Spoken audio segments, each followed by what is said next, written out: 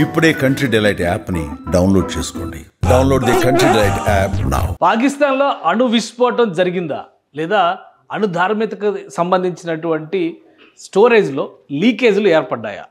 భారతదేశం జరిపిన ఆపరేషన్ సింధూర్ అణ్వస్త్రాలకు సంబంధించి పాకిస్తాన్లో నిజంగానే సమస్యల్ని సృష్టించిందా?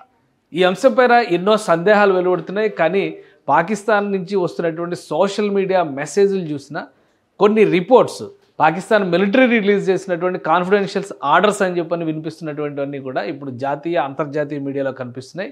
వీటి సారాంశం ఏంటంటే ఖచ్చితంగా పాకిస్తాన్లో రేడియేషన్ ఎఫెక్ట్ ఉంది. గత 2 రోజులుగా దీనిపైన పెద్ద ఎత్తున కసరత్తు జరుగుతున్నట్టుగా సమాచారం వస్తుంది. మరీ ముఖ్యంగా అమెరికాకి చెందినటువంటి అణు ధార్మికత అణ్వస్త్రాలకి సంబంధించినటువంటి సమస్యలు, రేడియేషన్ సమస్యలు రేగినప్పుడు దాని నియంత్రణ కోసం ఉపయోగించేటువంటి ప్రత్యేక విమానం ఎక్స్పర్ట్స్ టీం పాకిస్తాన్లో మోహరించడం వెనక కారణాలు ఏంటనే దాని చుట్టే ఇప్పుడు అంతర్జాతీయ మీడియా ప్రశ్నలన్నీ కూడా నడుస్తున్నాయి.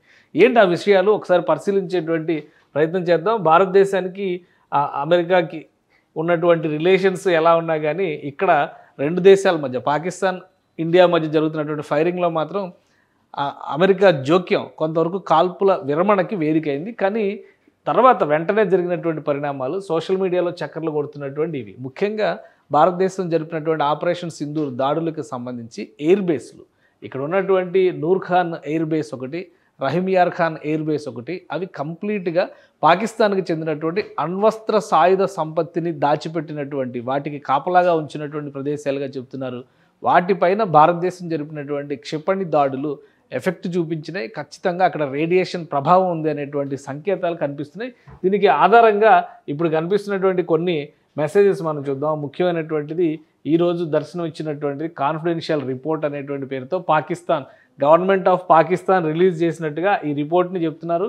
ఈరోజు రిలీజ్ అయింది. దీనిలో కన్ఫర్మేషన్ ఆఫ్ రేడియేషన్ అంటే అణువస్త్రం కానీ లేదా అణు లీకేజీలు కానీ ఏర్పడినప్పుడు రేడియేషన్ ధార్మికత ప్రభావం వల్ల అణుధార్మికత ప్రభావం వల్ల జరిగేటువంటి విపరిణామాలు చాలా దారుణంగా ఉంటాయి. ఇవి పాకిస్తాన్ నార్దర్న్ రీజియన్ అంటే ఉత్తర ప్రాంతంలో జరిగినటువంటి ఈ లీకేజీని నియంత్రించేటువంటి ప్రయత్నాలు జరుగుతున్నట్టుగా ఇందులో చెప్తున్నారు. The event occurred on 11th May 2025 at approximately 24:55 అంటే బహుశా మిడ్నైట్లో జరిగినటువంటి ఘటన కావచ్చు ఇది. ఆ సందర్భంలో జరిగినటువంటి రాత్రి తెల్లవారుజామున 1 గంట సమయంలో జరిగినటువంటి ఇది. కాకపోతే ఏంటంటే ఇది రొటీన్ మెయింటెనెన్స్కి సంబంధించి ఎక్విప్మెంట్కి సంబంధించి ప్రక్రియ జరుగుతున్నప్పుడు ఏర్పడినటువంటి విఘాతంగా ఈ నోట్లో పేర్కొన్నారు. దీనిలో కూడా national disaster management authority NDMA దానికి సంబంధించినటువంటి రిపోర్టు, అలానే Pakistan atomic energy commission, so వీళ్ళకి సంబంధించినటువంటి రిపోర్టు ఇక్కడ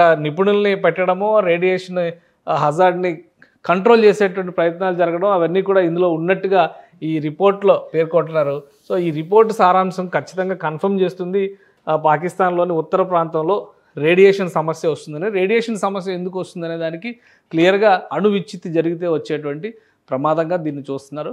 అసలు ఏ ప్రాంతంలో జరిగింది, ఎక్కడ జరిగింది, దానికి సంబంధించి కూడా కొన్ని డీటెయిల్స్ ఇచ్చారు. ఇప్పుడు ఏవైతే భారతదేశం దాడులు చేయడం వలన కొన్ని అణుస్థావరాలు దెబ్బతిన్నాయని అంటున్నారో ఆ ప్రాంతాలను సూచించే విధంగా ఉత్తర ప్రాంతాల్లో పాకిస్తాన్ ఉత్తర ప్రాంతాల్లోనే ఈ ఉత్పాతం జరిగినట్టుగా ఈ రిపోర్ట్ చెప్తుంది. ఇది అఫీషియల్ రిపోర్ట్ అని చెప్పడానికి ఆధారాలు లేవు. దానిపైన ఉన్నటువంటి అంటే హెడ్డింగ్ అవి చూస్తే కనుక మనకు పాకిస్తాన్ గవర్నమెంట్ ఇచ్చినట్టుగా అనిపిస్తుంది. కానీ కన్ఫర్మ్డ్గా పాకిస్తాన్ ఆర్మీ కానీ గవర్నమెంట్ అఫీషియల్స్ కానీ ఎవరు రిలీజ్ చేసింది కాదు. కాబట్టి ఇది కూడా ఫేక్ అనేటువంటి వాదన బలంగా వినిపిస్తుంది. కానీ జరుగుతున్నటువంటి కార్యాచరణను బట్టి చూస్తే మాత్రం పాకిస్తాన్లో అణు ధార్మికతని కంట్రోల్ చేసేటువంటి ఒక వ్యూహాత్మకమైనటువంటి ప్రయత్నాలు జరుగుతుంది. మరీ ముఖ్యంగా అమెరికాకు చెందినటువంటి స్పెషల్ ఎక్స్పర్ట్స్ టీమ్, అటామిక్ ఎనర్జీకి సంబంధించినటువంటి ఎక్స్పర్ట్స్ టీమ్ ఉన్నటువంటి విమానం పాకిస్తాన్లో ఉండడం ఇప్పుడు అందరినీ ఆశ్చర్యానికి గురి చేస్తుంది. సరే, ఇది చూస్తే కనుక site fully sealed and secured within 2 hours of incident. ఇంకొకటి ఇందులో రేడియేషన్ ప్రభావాన్ని కూడా వివరించారు. మొత్తంగా ఇక్కడ ఉన్నటువంటి రేడియేషన్ సోర్స్ ఇండియం 192 క్యాప్సిల్, ఇది సీల్డ్ సోర్స్, దీన్ని సీల్ చేసి ఉన్నటువంటి దానిలో జరిగింది. మెకానికల్ ఫెయిల్యూర్ ఆఫ్ షిక్లింగ్ మెయింటైన్ మెకానిజం అనేటువంటిది చెప్తున్నారు ఇందులో. సో ఏం జరిగింది ఏంటనేది కనుక భారతదేశం జరిపినటువంటి దాడుల వలన జరిగింది ఇది అని చెప్పడానికి ఎలాంటి ఆధారాలు లేవు. కానీ జరిగినటువంటి సంఘటనలు వరుసగా చూస్తే ఇది ఎయిర్ స్ట్రైక్ జరిగిన తర్వాత నూర్ ఖాన్ ఎయిర్ బేస్ పాకిస్తాన్కి సంబంధించినటువంటి దృశ్యాలు ఇవి. బిఫోర్ ఆఫ్టర్ అంటే ఒక అటాక్ జరిగిన తర్వాత ఉన్నటువంటి దృశ్యాలను కూడా ఇందులో ప్రజెంట్ చేశారు. టార్గెట్ ఏరియా ఈ ఇన్సర్ట్లో ఉన్నటువంటి ఏ విధంగా ఇదైంది, ట్రక్ ఇక్కడ ఎయిర్ బేస్ ఫెసిలిటీ అది ఆల్సో సస్టైన్డ్ కన్సిడరబుల్ డ్యామేజ్, పెద్ద ఎత్తున అక్కడ నష్టం జరిగింది అని ప్రూవ్ చేసేటువంటి శాటిలైట్ ఇమేజెస్ ఇవన్నీ కూడా ఇప్పుడు సోషల్ మీడియాలో ఉన్నాయి. టార్గెట్ ఏరియా ఇది, అలానే pre strike image, post strike image, ముందు అంటే స్ట్రైకింగ్ జరగకముందు అంటే దాడి జరగక ముందర ఉన్నటువంటి ప్రాంతం, దాడి జరిగిన తర్వాత ఉన్నటువంటి ప్రదేశం. సో ఇక్కడ ఏం జరుగుతుంది అనేది పాకిస్తాన్ అధికారికంగా చెబితే తప్పితే బయట ప్రపంచానికి తెలిసేటువంటి అవకాశం లేదు. కానీ వస్తున్నటువంటి సోర్సెస్, వస్తున్నటువంటి అంశాలను బట్టి చూస్తే కనుక పాకిస్తాన్లో ఏదో జరుగుతుంది. ఇవి ఇంకా చాలా చోట్ల అంటే సర్గోదా ప్రాంతం నిన్న కూడా దీనికి సంబంధించినటువంటి డేటా వచ్చింది. కిరాణా హిల్స్కి సంబంధించినటువంటి అటాక్, ఇన్ని చోట్ల భారతదేశానికి సంబంధించి ఎయిర్ స్ట్రైక్స్ జరిగినాయి. అంటే మొత్తం లిస్ట్ చూడండి, ఇక్కడ సర్గోదా కావచ్చు, జాకోబాబాద్ కావచ్చు, అలానే రహీమ్ యార్ ఖాన్, సర్గోదా మెయిన్ హిల్స్, ఈ ప్రాంతాలని ఇక్కడ బ్రహ్మోస్తో అటాక్ చేసింది భారతదేశం అనేటువంటి అంచనాలు వేస్తున్నారు. సో ఈ ప్రదేశాలన్నీ కూడా దెబ్బతిన్నాయి. పాకిస్తాన్ ఉత్తర ప్రాంతానికి సంబంధించినటువంటి ప్రాంతాలు ఇవి. వీటికి సంబంధించినటువంటి దృశ్యాలు, ఇమేజెస్ ఇవన్నీ కూడా సోషల్ మీడియా రీసెర్చ్ కింద మనం చూడొచ్చు. అట్ ద సేమ్ టైం కొన్ని విషయాలను నమ్మాల్సినటువంటి పరిస్థితి కూడా ఏర్పడుతుంది. కాబట్టి ఇక్కడ అలాంటి సంకేతాలు చాలా స్పష్టంగా కనిపిస్తున్నాయి. సో ఇది జాకోబాబాద్ ప్లేస్లో కూడా బిఫోర్ ఆఫ్టర్ సినారియోని ఎక్స్ప్లెయిన్ చేసేటువంటి ఇమేజ్. సో అట్లా చూసినప్పుడు చాలా సంఘటనలు ఇందులో కనిపిస్తున్నాయి. నిన్న వచ్చినటువంటి కొంత డేటా చూస్తే కనుక ఇది కిరాణా హిల్స్లో జరిగినటువంటి అటాక్కి సంబంధించి అక్కడ ఉన్నటువంటి రాడార్ సైట్ అనేటువంటిది అక్కడ లొకేషన్. అలానే ఈ హిల్కి రెండు వైపులా కూడా టన్నెల్స్ రూపంలో పెట్టి అణ్వస్త్రాలను స్టోర్ చేశారు. ఇక్కడ అణ్వస్త్రాలు ఉన్నాయి అనేటువంటి నమ్మకం ఉంది. వాటిని యుద్ధానికి తరలించేటువంటి సమయంలో ఇక్కడ ఉన్నటువంటి దీనికి సమీపంలో ఉన్నటువంటి రహీమ్ యార్ ఖాన్ ఎయిర్ బేస్ నుంచి ఈ వార్ హెడ్స్ని తరలించేటువంటి ప్రక్రియ ఉండదు. దానిపైన పెద్ద ఎత్తున భారత్ బాంబింగ్ చేసింది. సో దానివల్ల చాలా పెద్ద నష్టం జరిగింది. ఇక్కడ రాడార్ వ్యవస్థలు ఇవన్నీ ఎందుకు పెడతారంటే ఇక్కడ చూస్తే SAM పొజిషను, అలానే హెలీప్యాడ్, ఈ machinery construction, hill side storage bunkers ఇవన్నీ కూడా ఉన్నాయి. సో వీటన్నిటిలో కూడా ఖచ్చితంగా ఇక్కడ ఒక అటమిక్ బాంబ్స్ రిలేటెడ్ లేదా స్టోరేజ్ పెద్ద ఎత్తున పాకిస్తాన్కి సంబంధించినటువంటి ఆయుధ సంపత్తి అయితే ఉంది. దానికి పహారాగానే ఇక్కడ ఈ వ్యవస్థలన్నీ కూడా సమాంతరంగా ఏర్పడ్డాయనేటువంటి నమ్మకంతో ఉన్నారు. సో మొత్తం అంతర్జాతీయ మీడియా కూడా ఇదే అంశాన్ని పదే పదే ప్రస్తావిస్తుంది. ఎందుకంటే చాలా చోట్ల ఈ చర్చ నడుస్తుంది. రేడియేషన్ సివియారిటీ తగ్గింది అనేటువంటి అభిప్రాయం ఉంది. సో అంతర్జాతీయ మీడియాలో కూడా చాలా చోట్ల did India bomb Pakistan's Nuke facility at kirana hills.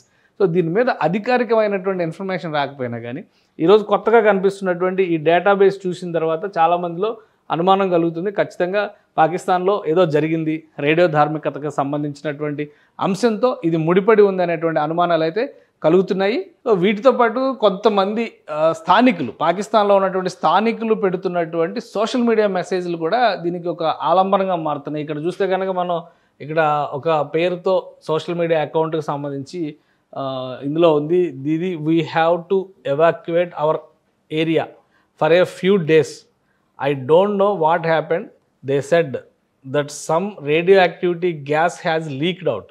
So ఇవి సామాన్య ప్రజలు పెట్టుకున్నటువంటి మెసేజ్లు, వాటికి సంబంధించి సోషల్ మీడియాలో వస్తున్నటువంటి అంటే అక్కడ ఏదో ఒక రకమైనటువంటి రేడియో యాక్టివిటీ ఉన్నటువంటి గ్యాస్ లీక్ అయింది, మిలిటరీ ఈ ప్రాంతాన్ని ఖాళీ చేయమని చెప్పని ఆదేశాలు ఇచ్చింది. కొద్ది రోజుల పాటు వాళ్ళు ఉంటున్నటువంటి నివాస ప్రాంతాలన్నీ కూడా వదిలి దూరంగా వెళ్లాల్సినటువంటి పరిస్థితి ఉంది అనేటువంటి సంకేతాలు ఈ మెసేజెస్ ద్వారా కనిపిస్తున్నాయి. ఇలాంటి మెసేజెస్ ఇప్పుడు సోషల్ మీడియాలో పెద్ద ఎత్తున కనిపిస్తుంది. ఇక్కడ చూడండి, military is forcing people to leave immediately, saying leave or die due to the radiation.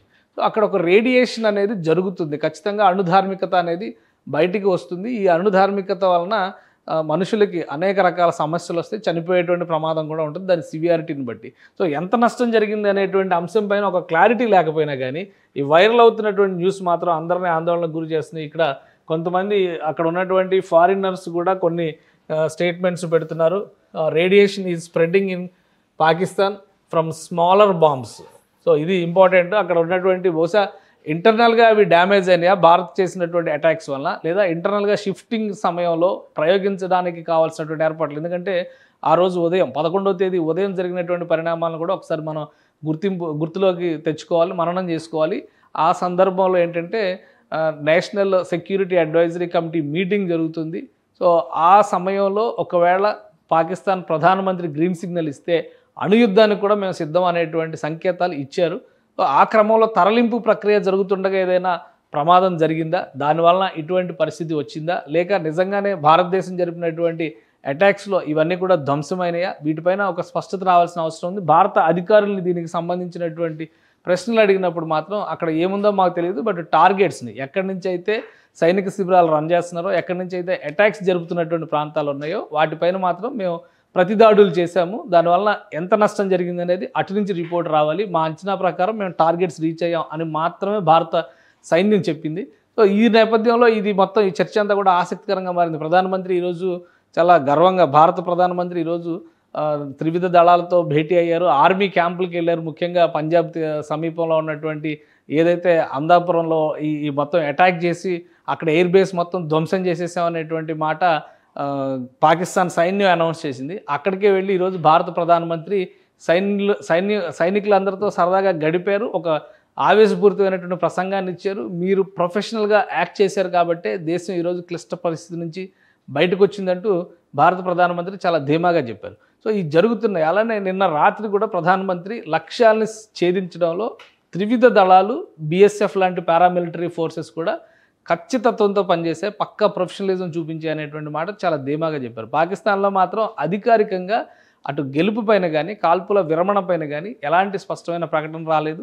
కొంతమంది మాత్రం ఉత్సాహంగా రోడ్ల మీదకి వచ్చి పాకిస్తాన్ గెలిచిందని సంబరాలు చేసుకున్నారు. సో అధికారికమైనటువంటి వెర్షన్ ఏంటనే దాని మీద పాకిస్తాన్ నుంచి ఇప్పటికీ క్లారిటీ లేదు.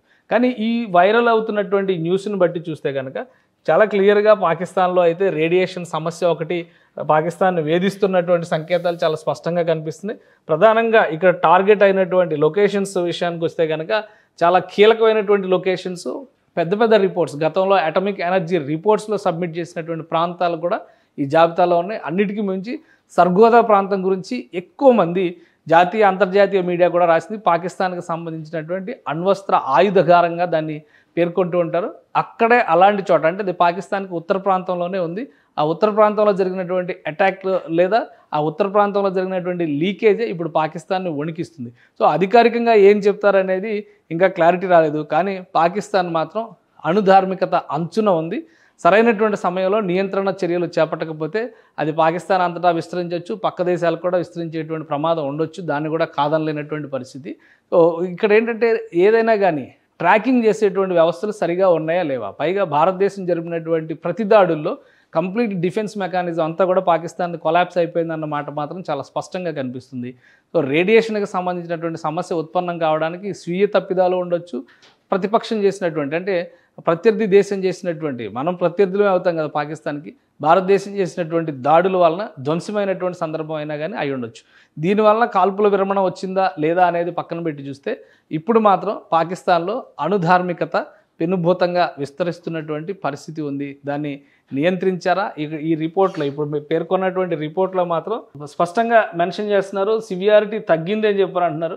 సో ఎంతవరకు తగ్గింది, ఎలా ఉంది అనేది చూడాలి. ఇది అధికారికమైన రిపోర్ట్ అని నమ్మడానికి కూడా ఆస్కారం లేదు. కాబట్టి పాకిస్తాన్ అఫీషియల్గా దీని మీద ఏదైనా క్లారిఫికేషన్ ఇస్తుందా? కానీ ఇందులో పేర్కొన్నటువంటి అంశాలన్నీ కూడా చాలా క్లియర్గా పాకిస్తాన్కి సంబంధించినటువంటి వ్యవస్థల్ని మెన్షన్ చేస్తూ పేర్కొన్నటువంటి అంశాలే ఎక్కువగా కనిపిస్తున్నాయి. సో ఈ విషయంలో మరీ ముఖ్యంగా సామాన్య ప్రజానీకం బలి కాకుండా జాగ్రత్తలు తీసుకోవాలంటే కనుక ప్రభుత్వ యంత్రాంగం కానీ మిలిటరీ కానీ ఖచ్చితంగా స్పందించాల్సినటువంటి అవసరం ఉంది. అంతర్జాతీయ నిపుణుల సహకారం తీసుకోవాల్సినటువంటి పరిస్థితి ఉంటుంది. ఎందుకంటే ఈ రేడియేషన్ కేవలం ఇప్పుడు ఉన్నటువంటి జనరేషన్ పైన మాత్రమే ప్రభావం చూపుతూ అక్కడ ఉన్నటువంటి మనుషులకి రాబోయేటువంటి తరాలపైన కూడా ప్రభావం చూపించేటువంటి అవకాశం ఉంటుంది. ఆల్రెడీ మనం జపాన్లో అణుధార్మికత తీసుకొచ్చినటువంటి ఉత్పాతాలన్నింటినీ కూడా గమనిస్తూ వచ్చాం గత 50-60 ఏళ్ళుగా. ఇప్పుడు పాకిస్తాన్లో మొదటిసారిగా అటువంటి పరిణామం కనుక జరిగితే అది మరింత అప్రమత్తంగా ఉండాల్సినటువంటి సందర్భంగా భావించాలి. ఏదేమైనా ఒకవేళ భారతదేశం జరిపినటువంటి ప్రతిదాడిలోనే ఇది కనుక జరిగితే భారతదేశం ప్రపంచానికి ఒక కొత్త సందేశం ఇచ్చినట్టుగా కూడా గమనించాలి. అణ్వస్త్రాలు ఉన్నటువంటి దేశాలు విర్రవీగేటువంటి పరిస్థితి ఉండకూడదు. అణ్వస్త్రాలు ఉంటే వాటిని ప్రయోగించకుండానే ప్రారంభ దశలోనే విధ్వంసం చేయొచ్చు అనేటువంటి క్లియర్గా, అంటే ఏ దేశం మీదో వేద్దామని రెడీ చేసినవి చివరికి వాళ్ళ దేశ వినాశనానికి ఉపయోగపడేటువంటి లేదా వాళ్ళ దేశ వినాశనానికి పనికొచ్చే విధంగా ప్రత్యర్థి దేశాలు ఉపయోగించుకోవచ్చు అనేటువంటి సంకేతాలను భారతదేశం ఇచ్చింది. అప్రమత్తత లేనటువంటి పాలకులు, మిలిటరీ పాలకుల దాష్టికాల వల్లనే పాకిస్తాన్ ఈరోజు ఇలాంటి సమస్యలను ఎదుర్కోవాల్సి వస్తుంది. ఏదైనా అధికారికంగా ఒక స్పష్టమైనటువంటి ప్రకటన పాకిస్తాన్ ప్రభుత్వం చేస్తుందని ఆశిద్దాం. మొత్తం మీద అణ్వస్త్రానికి సంబంధించినటువంటి అణుధార్మికత పాకిస్తాన్ ప్రజలను మాత్రం ఇప్పుడు బెంబేలెత్తిస్తున్నటువంటి పరిస్థితి ఉంది. సుమన్ టీవీలో మీ పర్సనల్ అండ్ బిజినెస్ ప్రమోషన్స్ కోసం కింది నెంబర్కి కాంటాక్ట్ చేయండి.